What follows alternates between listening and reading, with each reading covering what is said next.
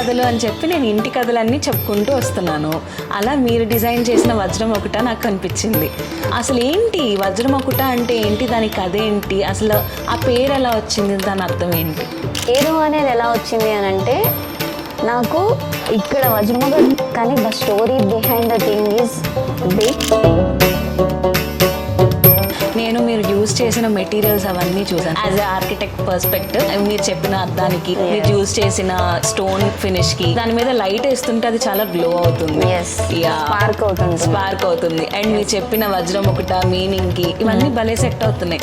అంటే ఈ ఐడియా అంతా మీరేనా లేకపోతే హెల్ప్ చేశారా? హెల్ప్ అనే దానికంటే కూడా ఇంకా కథలో ముందుకెళ్తున్నప్పుడు మీకు మొత్తం స్టోరీ అర్థమవుతుంది.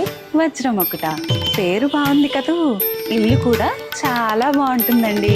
వచ్చేయండి చూద్దాం.